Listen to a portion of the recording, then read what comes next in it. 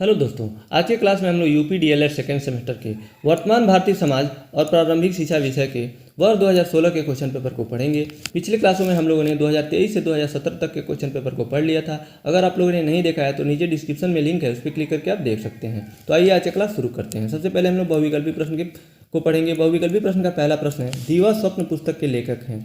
ये प्रश्न तो कई बार पूछा जा चुका है, 4 से 5 बार ये प्रश्न पूछा जा चुका है। तो इसका ऑप्शन ए सही उत्तर है, गीजूभाई बधेका। प्रश्न का दूसरा है, निम्नलिखित में से कौन सी अनौपचारिक शिक्षा की विशेषता है? ऑप्शन ए है स्थान निश्चित नहीं होता है, बी है समय निश्चित नहीं होता है, सी है स्वतंत्र होता है और डी है उपयुक्त सभी। तो दूसरे का ऑप्शन डी से उत्तर हो जाएगा, उपयुक्त सभी। अनौपचारिक शिक्षा में स्थान भी निश्चित नहीं होता है, समय निश्चित नहीं होता, स्वतंत्र होता है, जैसे घर पर दी जाने वाली शिक्षा अनौपचारिक शिक्षा। और दूरस्थ जो शिक्षा होता है, जो डिस्टेंस लर्निंग होता है, जिसमें क्लास नहीं चलता है, सिर्फ एग्जाम देना रहता है, घर पे पढ़ना रहता है, तो ये भी अनौपचारिक शिक्षा के अंतर्गत आ जाएगा। इसके बाद है तीसरा, संविधान में किस भाषा को राजभाषा का दर्जा मिला है? ऑप्शन ए हिंदी, बी है उर्दू, सी है अंग्रेजी और डी है फारसी। तो इसका ऑप्शन ए से उत्तर है हिंदी। हिंदी को संविधान में राजभाषा का दर्जा दिया गया है। इसके बाद है प्रश्न संख्या 4, शिक्षा एक त्रिमुखी प्रक्रिया है, यह कथन है? ऑप्शन ए है जॉन लॉक का, बी है रविंद्रनाथ टैगोर का, सी है जॉन डीवी का और डी है महात्मा गांधी का। तो चौथे का ऑप्शन सी से उत्तर है जॉन डीवी का। जॉन डीवी ने त्रिमुखी या त्रिध्रुवी प्रक्रिया बताया था शिक्षण कार्य का। शिक्षक जिसमें आते हैं शिक्षक, शिक्षार्थी और पाठ्यक्रम। और द्विध्रुवी प्रक्रिया बताया था एडम स्मिथ ने, उसमें उन्होंने पाठ्यक्रम को स्थान नहीं दिया था, शिक्षक और शिक्षार्थी ही बताया था, इससे शिक्षण कार्य होता है। इसके बाद है पांचवा प्रश्न, शिक्षा शब्द का शाब्दिक अर्थ है? ऑप्शन ए है अंतर्निहित शक्तियों का विकास करना, बी है बहिर्मुखी शक्तियों का विकास करना, सी है शारीरिक विकास करना और डी है उपयुक्त में से कोई नहीं। यहाँ पे थोड़ा सा आप कंफ्यूज हो सकते हैं। देखिए, शिक्षा शब्द का अगर जो अर्थ पूछता है यहाँ शाब्दिक न देता तो ये तो सभी हो जाते। शिक्षा में अंतर्निहित शक्तियों का विकास किया जाता है, बहिर्मुखी शक्तियों का विकास यानी सर्वांगीण विकास होता है, बच्चे का शारीरिक विकास भी होता है। लेकिन यहाँ पे शिक्षा का शाब्दिक अर्थ पूछा है। जो शिक्षा है इसका जो शब्द का जो अर्थ है क्या है? तो इस शब्द का जो शिक्ष धातु से बना है, हम लोगों ने पढ़ा था ये, क्योंकि लघुत्री में पूछ चुका है ये प्रश्न कि शिक्षा का व्यापक अर्थ लिखिए। तो वहाँ हम लोगों ने डिटेल में पढ़ा था कि शिक्षा का अर्थ होता है अध्ययन, अध्यापन या सीखना सिखाना। सीखना सिखाना शाब्दिक अर्थ होता है, इसमें से कोई भी नहीं है। तो उस अर्थ को व्यक्त करने वाला भी सेंटेंस कोई ऑप्शन नहीं है। तो इसलिए इसका ऑप्शन डी सही उत्तर होगा, उपयुक्त में से कोई नहीं। प्रश्न के 6 है, दूरवर्ती शिक्षा को कहते हैं? ऑप्शन ए है पत्राचार शिक्षा, बी है दूरस्थ शिक्षा, सी है स्वतंत्र शिक्षा और डी है उपयुक्त में से कोई नहीं। यही अनौपचारिक शिक्षा भी कहते हैं, या बाकी ये सभी, दूरस्थ शिक्षा भी होगा, स्वतंत्र शिक्षा, पत्राचार शिक्षा भी। इसका ऑप्शन डी से उत्तर होगा, उपयुक्त सभी। प्रश्न के 7 है, शिक्षण के 3 केंद्र बिंदु हैं, यानी शिक्षण के 3 केंद्र बिंदु कौन है? ऑप्शन ए अध्यापक, बालक और पाठ्यक्रम, बी है विषय, अध्यापक, श्यामपट्ट, सी है पुस्तकें, बालक और अध्यापक, डी है बालक, बालिकाएं और अध्यापक। तो इसका ऑप्शन ए सही उत्तर है, अध्यापक, बालक और पाठ्यक्रम। यही तो वो जॉन डीवी ने अपने त्रिध्रुवी प्रक्रिया में इन्हीं तीनों को बताया था, अध्यापक, बालक और पाठ्यक्रम को। इसका ऑप्शन ए सही उत्तर है। इसके बाद है प्रश्न संख्या 8, शिक्षण को रोचक और प्रभावशाली बना देती है, क्या बनाती है? ऑप्शन ए चित्रकला बनाती है, बी है विज्ञान, ये भी बनाती है, सी है शिक्षण प्रयुक्त विधियाँ, ये भी बनाती हैं, और लेखन की कला ये भी है। लेकिन जो इसमें से देखिए, इसमें लग रहा है कि सब ऑप्शन सही है, लेकिन यहाँ पे सबसे जो अब सटीक आंसर होगा, जो सबसे सही जो ऑप्शन होगा वही सही टिक करेंगे। पूछा है शिक्षण को रोचक और प्रभावशाली बनाती है, तो इसमें चित्रकला भी आएगा, विज्ञान और लेखन कला भी आएगा। लेकिन जो सबसे उपयुक्त जो ऑप्शन है सही है, वो शिक्षण में प्रयुक्त युक्तियाँ हैं, यानी पढ़ाने की कला है, शिक्षक के तरीके हैं, शिक्षण विधि का चुनाव है। ये जो सबसे अच्छा तरीका है प्रभावशाली बनाने का, शिक्षण में प्रयुक्त युक्तियाँ, यही सही उत्तर होगा। प्रश्न संख्या 9 है, शिक्षा एक प्रक्रिया है जिसके द्वारा बालक अपनी जन्मजात शक्तियों को अभिव्यक्त करता है, यह कथन है? ऑप्शन ए है जॉन डीवी का, बी है रूसो का, सी है फ्रॉवेल का और डी है मॉन्टेसरी का। तो 9वें का ऑप्शन सी से उत्तर है, फ्रॉवेल का। इसके बाद है प्रश्न संख्या 10, मारिया मॉन्टेसरी भारत कब आई थी? भारत आई कब आई? 1909 में, 1919 में, सी है 1929 में और डी है 1939 में। तो 10वें का ऑप्शन डी से उत्तर होगा, 1939 में। प्रश्न संख्या 11 है, जनसंख्या शिक्षा में सबसे अधिक उत्तरदायित्व है? ऑप्शन ए अभिभावक का, बी है समाज का, सी है शिक्षकों का और डी है राष्ट्र का। तो 11वें का ऑप्शन सी सही उत्तर है शिक्षकों का। शिक्षकों का सबसे दायित्व है, क्योंकि ये शिक्षक ही बच्चों को शिक्षा दे सकते हैं बढ़ती जनसंख्या से होने वाले दुष्प्रभाव या हानियों को, जिससे कि आगे चल के वही शिक्षक तो समाज का निर्माण करेंगे, वही बड़े होंगे। तो सबसे ज़्यादा जो महत्वपूर्ण जो उत्तरदायित्व जो हो जाएगा शिक्षक का हो जाएगा, यही सही उत्तर होगा। इसके बाद है प्रश्न संख्या 12, शिक्षा के अधिकार के क्रियान्वयन की प्रमुख चुनौती है। ऑप्शन ए है प्रशिक्षित शिक्षकों की कमी, यानी टीचर का अच्छे से प्रशिक्षित न होना। बी है दोषपूर्ण पाठ्यक्रम, और सी है शासकीय उदासीनता, और डी है उपयुक्त सभी। तो इसका ऑप्शन डी सही उत्तर होगा, उपयुक्त सभी। इसमें देखिए बी दिया है दोषपूर्ण पाठ्यक्रम, बच्चों से संबंधित उनसे जीवन से संबंधित चीज़ें नहीं दी रहती हैं पाठ्यक्रम में, अनावश्यक चीज़ें दी रहती हैं।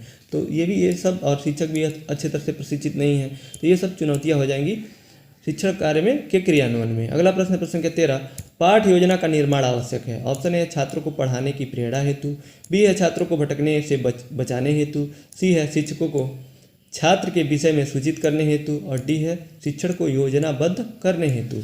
तो 13वें का ऑप्शन डी सही उत्तर है शिक्षण को योजनाबद्ध करने हेतु। यहाँ पे जो ऑप्शंस हैं पाठ योजना के लिए देखिए सभी पॉजिटिव आंसर्स दिए हुए हैं या ऑप्शन दिए हुए हैं। छात्रों को पढ़ने की प्रेरणा हेतु, ये भी ठीक लग रहा है। छात्रों को भटकने से बचाने के हेतु, लेकिन और तीसरा है शिक्षक को छात्र के विषय में सूचित करने हेतु। लेकिन यहाँ जो सबसे उपयुक्त जो आंसर होगा, ऑप्शन होगा, वही सही होगा। इसमें जो सबसे उपयुक्त है डी है शिक्षण को योजनाबद्ध करने हेतु। तभी तो पाठ योजना बनाया जाता है, यानी उसको एक सेट किया जाता है कि बच्चों को कैसे पढ़ाया जाएगा, कौन कौन से टॉपिक होंगे, क्या क्या कितना समय रहेगा, कितने प्रश्न होंगे, उनसे पूछना है। ये सब पाठ योजना के अंतर्गत आता है। तो योजना भी है, यहाँ देखिए कीवर्ड से ही पकड़ सकते हैं, योजना से पाठ योजना, यहाँ पे योजनाबद्ध करने हेतु, इसे भी आप पकड़ सकते हैं। अगला प्रश्न है प्रश्न संख्या 14, परिवार के द्वारा बालकों को प्राप्त होती है। ऑप्शन ए है जीवन व्यवहार की शिक्षा, बी है पारस्परिक सहयोग की शिक्षा, सी है जीविकोपार्जन की शिक्षा, डी है उपयुक्त सभी। तो 14 का ऑप्शन डी से उत्तर होगा उपयुक्त सभी। प्रश्न संख्या 15 है वैदिक कालीन यानी गुरुकुल शिक्षा किस जीवन दर्शन पर आधारित थी। ऑप्शन ए है प्रकृतिवाद पर, बी है आदर्शवाद पर, सी है समाजवाद पर, और डी है व्यवहारवाद पर। तो 15 का ऑप्शन बी से उत्तर होगा आदर्शवाद पर। जो गुरुकुल में शिक्षा दिया जाता तो मुख्य रूप से आदर्शवाद पर आधारित थी। इसके बाद है अति लघु उत्तरीय प्रश्न। अति लघु उत्तरीय प्रश्न 16 से 30 तक के होते हैं, यानी 15 प्रश्न अति लघु उत्तरीय के पूछे जाते हैं, जो कि 1-1 नंबर के होते हैं। जिसका पहला प्रश्न है टैगोर को किस धारणा में विश्वास था। उत्तर टैगोर को सत्यम शिवम सुंदरम में विश्वास था। टैगोर हमेशा शिक्षा की परिवर्तनकारी भूमिका में विश्वास करते थे। प्रश्न संख्या 17 है फ्रावेल की किन्हीं 2 प्रमुख रचनाओं के नाम लिखिए। उत्तर फ्रावेल की प्रमुख रचना एजुकेशन ऑफ मैन तथा mother play and nursery songs है। ये 2 रचना का नाम हो जाएगा फ्रावेल के। प्रश्न संख्या 18 है जनसंख्या शिक्षा की कोई एक परिभाषा लिखिए। उत्तर जनसंख्या शिक्षा एक शैक्षिक कार्यक्रम है जिसमें परिवार, समाज, राष्ट्र एवं विश्व की जनसंख्या की स्थिति का अध्ययन किया जाता है। प्रश्न संख्या 19 है दूरस्थ शिक्षा का कोई 2 विशेषताएं लिखिए। उत्तर दूरस्थ शिक्षा की 2 विशेषताएं निम्नलिखित हैं। पहला है इसमें स्व अध्ययन पर अधिक बल दिया जाता है। दूसरा है दूरस्थ शिक्षा अप्रत्यक्ष शिक्षा है। अप्रत्यक्ष का अर्थ है सामने से शिक्षा नहीं होती है। दूरस्थ का अर्थ ही होता है कि दूर रह के, तो ये अप्रत्यक्ष है। और यहाँ पे स्व अध्ययन खुद ही पढ़ा जाता है। जब दूर रहा जाएगा तो खुद ही पढ़ा जाएगा, खुद से पढ़ के जो लिया जाने वाला शिक्षा दूरस्थ शिक्षा कराता है। इसी को डिस्टेंस लर्निंग भी कहते हैं। प्रश्न संख्या 20 है अनौपचारिक शिक्षा के उद्देश्य लिखिए। उत्तर अनौपचारिक शिक्षा, ये प्रश्न रिपीट हो रहा है, इसके पहले हम लोग पढ़ चुके हैं। अनौपचारिक शिक्षा पत्राचार जनसंचार के साधनों द्वारा प्रदान की जाती है। इसके लक्ष्य और उद्देश्य निश्चित नहीं होते हैं और न ही कोई निश्चित पाठ्यक्रम, पाठ्य वस्तु या समय सारणी होती है। यानी घर पर दी जाने वाली शिक्षा अनौपचारिक शिक्षा कहलाती है। जब मर्जी तब पढ़ाना शुरू कर देते हैं लोग बच्चों को, जब बंद जितना मर्जी कोई पाठ्यक्रम निर्धारित नहीं होता है, जैसे भी इसका कोई सिस्टम नहीं होता है, पढ़ाने का निश्चित सिस्टम नहीं होता है, इसलिए इसको अनौपचारिक शिक्षा कहते हैं।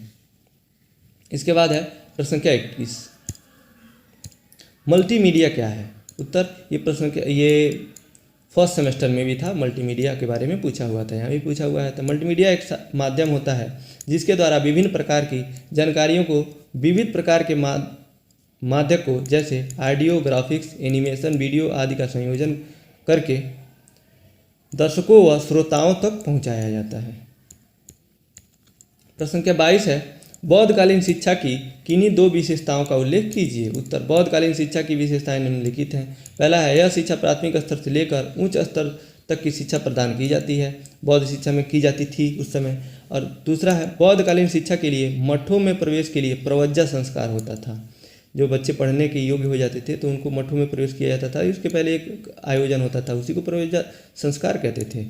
इसके बाद है प्रश्न संख्या 23, आदर्शवाद के प्रमुख प्रवर्तकों के नाम लिखिए। उत्तर, आदर्शवाद के प्रमुख प्रवर्तक प्लेटो, कमेनियस, सुकरात, डेकार्टे, हीगल तथा फ्रावेल आदि हैं। प्रश्न संख्या 24 है स्वामी विवेकानंद के बचपन का नाम लिखिए। उत्तर, स्वामी विवेकानंद जी का बचपन का नाम नरेंद्र नाथ दत्त था। प्रश्न संख्या 25 है टैगोर ने शांति निकेतन विद्यालय की स्थापना कब और कहाँ की? तो उत्तर हो जाएगा 12 दिसंबर 1901 में रविंद्रनाथ टैगोर ने पश्चिम बंगाल के वीरभूमि जिले में एक ब्रह्मचार्य आश्रम की स्थापना की। बाद में इसका नाम शांति निकेतन के नाम से प्रसिद्ध हो गया। यानी इनका पहले का नाम था ब्रह्मचर्य आश्रम था, बाद में शांति निकेतन बना। यहाँ पूछा हुआ था कब और कहाँ, तो 12 दिसंबर 1901 में, और कहाँ पे? पश्चिम बंगाल के भूमि जिले में किया गया था इसका स्थापना। प्रश्न संख्या 26 है जनसंख्या शिक्षा का प्रमुख लक्ष्य बताइए। उत्तर, जनसंख्या शिक्षा के लक्ष्य निम्नलिखित हैं। पहला है छात्रों में परिवार के आकार के प्रति समझ विकसित करना। दूसरा है जनसंख्या की वृद्धि के कारणों और परिणामों को समझने में व्यक्ति की सहायता करना।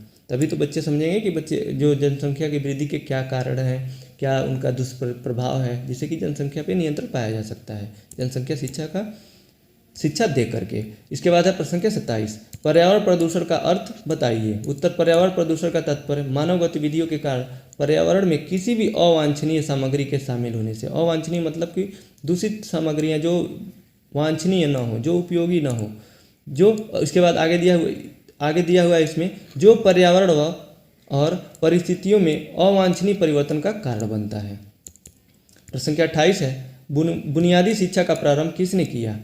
उत्तर, बुनियादी शिक्षा का प्रारंभ महात्मा गांधी ने किया। यह प्रश्न रिपीट हो रहा है, जिसे आज विश्वविद्यालय स्तर पर फाउंडेशन कोर्स भी कहा जाता है, और उस समय उसको वर्धित शिक्षा के नाम से भी जाना जाता था, बुनियादी शिक्षा को। प्रश्न संख्या 29 है प्लेटो द्वारा स्थापित संस्था का नाम क्या था? उत्तर, प्लेटो की संस्था का नाम प्लेटोनिस्ट स्कूल ऑफ थिंक और अकादमी है, जो यूरोपीय महाद्वीप पर उच्च शिक्षा की पहली संस्था थी। ये भी प्रश्न रिपीट हुआ है, रिपीटेड प्रश्न है ये भी। इसके बाद है प्रश्न संख्या 30, राज्य से क्या अभिप्राय है? उत्तर, राज्य उस संगठित इकाई को कहते हैं जो एक शासन यानी सरकार के अधीन होता है। देखिए इसका अर्थ है, राज्य का अर्थ ये उत्तर प्रदेश जैसे एक राज्य है, बिहार है, झारखंड है, पश्चिम बंगाल है, हिमाचल है, इस तरह का ये भी एक राज्य है। लेकिन आप केवल यही एक राज्य नहीं है, राज्य का एक अर्थ होता है जैसे कि जिसका अपना खुद का कानून हो, और एक वो सरकार के अधीन काम करे लेकिन उसका खुद का निश्चित कोई कानून हो, व्यवस्था हो, उसको राज्य कहते हैं। जैसे कि एक बैंकिंग है, बैंक भी एक राज्य है अपने आप में, उसका जो बैंकिंग में अपना रूल लगता है, अपना रूल चलता है। रेलवे एक अलग राज्य है, वो उसमें भी रेलवे में काम करने वाले कर्मचारियों पे रेलवे का रूल लगता है, जो कि सरकार के अधीन रहते हैं लेकिन अपना रूल लगाते हैं उसमें, तो वो एक राज्य हो जाएगा। राज्य का अर्थ यही होता है। इसके बाद है लघु उत्तरीय प्रश्न। लघु उत्तरीय प्रश्न 10 पूछे जाते हैं, 31 से लेकर 40 तक, जो कि 2-2 नंबर के होते हैं, जिसका आंसर 50 शब्दों में या उससे अधिक में देना रहता है। तो पहला लघु उत्तरीय प्रश्न है शिक्षा एक त्रिमुखी प्रक्रिया है, स्पष्ट कीजिए। त्रिमुखी प्रक्रिया किसने दिया था? जॉन डीवी ने दिया था। उसमें उन्होंने बताया था शिक्षक, शिक्षार्थी और पाठ्यक्रम होते हैं, तो उन्हीं के बारे में बताना है। तो पढ़ते हैं इसको। इसमें लिखा है जॉन डीवी ने शिक्षा को त्रिध्रुवी प्रक्रिया के रूप में परिभाषित किया है। जॉन डीवी का मानना है कि शिक्षा प्रक्रिया में शिक्षक अपने छात्र को निश्चित समय में निश्चित विधि से निश्चित विषय वस्तु को निश्चित स्थान पर प्रदान करता है। इसलिए शिक्षक शिक्षार्थी के साथ ही साथ निश्चित पाठ्यक्रम का होना भी आवश्यक है। इसके बाद है प्रश्न संख्या 32, वैदिक कालीन शिक्षा की विशेषताएं लिखिए। उत्तर, वैदिक कालीन शिक्षा का उद्देश्य मानव का सर्वांगीण विकास करना था। वैदिक कालीन में छात्र छात्राओं को दी जाने वाली शिक्षा ही वैदिक कालीन शिक्षा कहलाती है। वैदिक कालीन शिक्षा की विशेषताएं निम्नलिखित हैं। पहला है मोक्ष प्राप्त करना, यानी जन्म मृत्यु से छुटकारा पाना। दूसरा है संस्कृति का संरक्षण। तीसरा है स्वास्थ्य चरित्र का निर्माण, चरित्र का और व्यक्तित्व का निर्माण, पर्सनालिटी डेवलपमेंट, ये सब हो जाएगा। इसके बाद है चौथा सामाजिक कुशलता की प्राप्ति, और पांचवा है व्यक्तित्व का विकास, ये ऊपर हमने बताया आपको। इसके बाद है प्रश्न संख्या 33। प्रश्न संख्या 33 है प्रयोजनवाद के किन्हीं 4 गुण एवं उनके दोषों का उल्लेख कीजिए। उत्तर, प्रयोजनवाद के गुण, पहले 4 गुण लिखेंगे फिर दोष को लिखेंगे। तो पहला इसमें लिखेंगे प्रयोजनवाद बालकों को व्यवहारिक जीवन हेतु तैयार करता है। और दूसरा है प्रयोजनवाद विचार की अपेक्षा क्रिया को अधिक महत्व देता है। तीसरा है शिक्षा दर्शन के रूप में प्रयोजनवाद एक प्रगतिशील दर्शन है। चौथा है यह दर्शन शिक्षा को सामाजिक गतिशील एवं विकास की प्रक्रिया मानता है। इसके बाद है प्रयोजनवाद के दोष। प्रयोजनवाद के दोष में 4 दोष भी लिखना है। इसमें लिखेंगे पहला, प्रयोजनवाद आध्यात्मिक गुणों को महत्व नहीं देता है। दूसरा है प्रयोजनवाद हमें केवल भौतिक दृष्टिकोण प्रदान करता है, ना कि आध्यात्मिक दृष्टिकोण। यानी जो ये भौतिक दृष्टिकोण का अर्थ है जो केवल दिखाई देता है सामने, उसी को ये मानता है, बाकी जो आध्यात्मिक चीज़ें हैं उसको नहीं मानता है प्रयोजनवाद। और तीसरा है प्रयोजनवाद सत्य को परिवर्तनशील मानता है। और चौथा है प्रयोजनवाद शिक्षा का कोई निश्चित उद्देश्य नहीं देता है। प्रश्न संख्या 34 है शिक्षक और शिक्षार्थी के संबंध में रविंद्रनाथ टैगोर के विचारों को संक्षेप में लिखिए। उत्तर, टैगोर का मानना था कि मनुष्य को केवल मनुष्य ही समझ सकता है। उन्होंने अपनी शिक्षा योजना में शिक्षक को महत्वपूर्ण स्थान दिया तथा वे शिक्षक को मुख्य आधार मानते थे। शिक्षक छात्रों को पवित्रता में विश्वास करते हुए उसके साथ प्रेम तथा सहानुभूतिपूर्ण व्यवहार करने के लिए कहते थे। प्रश्न संख्या 35 है अगला प्रश्न, जल प्रदूषण को नियंत्रित करने के किन्हीं 4 उपायों का वर्णन कीजिए। उत्तर, जल प्रदूषण को नियंत्रित करने के 4 उपाय निम्नलिखित हैं। पहला है पानी के रास्ते और समुद्री तटों की सफाई, जिससे कि जल प्रदूषित नहीं होगा। दूसरा है प्लास्टिक जैसे जैविक तौर पर, यहाँ तैर नहीं होगा तौर होगा, तौर पर नष्ट न होने वाले पदार्थों का इस्तेमाल न करना। यानी प्लास्टिक गलता नहीं है, ये बहुत लंबे समय तक ये वैसे ही पड़ा रहता है जो पर्यावरण को दूषित करता है, यानी जल को भी दूषित करता है। जल में पड़ेगा तो जल को दूषित करेगा, तो ये भी एक कारण हो जाएगा, ये उपाय हो जाएगा कि इसका प्रयोग न करें। और तीसरा है जल स्रोतों में पशुओं को नहीं धोना चाहिए। और चौथा है जल प्रदूषण के उपायों के बारे में जागरूकता फैलाना चाहिए। इसके बाद है प्रश्न संख्या 36, पर्यावरण संरक्षण में विद्यालय की भूमिका के बारे में लिखिए। उत्तर, विद्यालय शिक्षार्थियों और व्यापक समुदाय के बीच जागरूकता पैदा करने के लिए पर्यावरण अभियान और गतिविधियां आयोजित कर सकते हैं। इसमें वृक्षारोपण, सफाई अभियान और विभिन्न पर्यावरणीय मुद्दों पर जागरूकता अभियान जैसी गतिविधियां शामिल हैं। अतः पर्यावरण संरक्षण हेतु विद्यालय की भूमिका व विद्यालय का योगदान सर्वोपरि है। इसके बाद है प्रश्न संख्या 37, बाल श्रम किस प्रकार निःशुल्क एवं अनिवार्य बाल शिक्षा में बाधक है, स्पष्ट कीजिए। बाल श्रम का अर्थ होता है जो छोटे बच्चे होते हैं, यानी जो 16 या 18 साल से कम के बच्चे वो मजदूरी में लग जाते हैं, काम काज में लग जाते हैं, उसी को बाल श्रम कहा जाता है। वो बताना है कि निःशुल्क और अनिवार्य जो शिक्षा होता है 6 से 14 वर्ष के लिए जो निर्धारित की गई है उसमें कैसे बाधक है, तो इसी को बताना है। तो इसका उत्तर लिखेंगे, बाल श्रम का स्वरूप हमें प्रत्येक शहर एवं प्रत्येक स्थान पर देखने को मिलता है। बाहर बालक दुकानों पर काम करते हैं तो घरों में बालिकाएं सफाई, बर्तन इत्यादि का कार्य करती हैं। इन सब का प्रमुख कार्य है कि उनके परिवार की स्थिति ऐसी नहीं होती है कि वे स्कूल जा सकें। इसी आधार पर निःशुल्क तथा अनिवार्य प्राथमिक शिक्षा का अधिकार बनाया गया, किंतु निश्चित रूप से परिवार स्थिति अनिवार्य बाल शिक्षा में बाधक है। पारिवारिक परिस्थितियां बाल श्रम को विवश करती हैं, यानी गरीबी जिसमें है, गरीबी है और उनके जो गार्जियंस हैं बच्चों के, वो अपने परिवार का भरण पोषण पूर्ण रूप से नहीं कर पाते हैं, जिससे कि वो बच्चे काम करने लगते हैं, इसी को बाल श्रम कहते हैं। और जो बच्चे पढ़ाई नहीं कर पाते हैं तो निःशुल्क और अनिवार्य शिक्षा जो बनाया गया है इसका जो पूर्ति नहीं हो पाता है, तो यही है, इसमें लिख देंगे इतना। इसके बाद है प्रश्न संख्या 38, सामाजिक परिवर्तन में शिक्षा, शिक्षक एवं विद्यालयों की भूमिका पर अपने विचार लिखिए। उत्तर, शिक्षकों द्वारा प्रारंभ से ही पाठ्यक्रम के साथ ही साथ जीवन मूल्यों की शिक्षा भी दी जाती है। शिक्षक भावी पीढ़ियों के दिमाग और चरित्र को आकार देकर सामाजिक कल्याण को बढ़ावा देने में महत्वपूर्ण भूमिका निभाते हैं।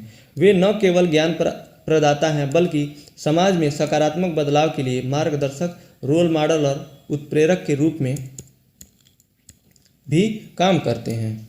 सामाजिक परिवर्तन के संदर्भ में शिक्षा, शिक्षक एवं विद्यालय के विभिन्न कार्य हैं। पहला है नवीन परिवर्तन लाने में सहायक, दूसरा है सामाजिक गत्यात्मकता, तीसरा है सामाजिक सुधार, चौथा है ज्ञान के क्षेत्र में विकास और पांचवा है परिवर्तन की समीक्षा।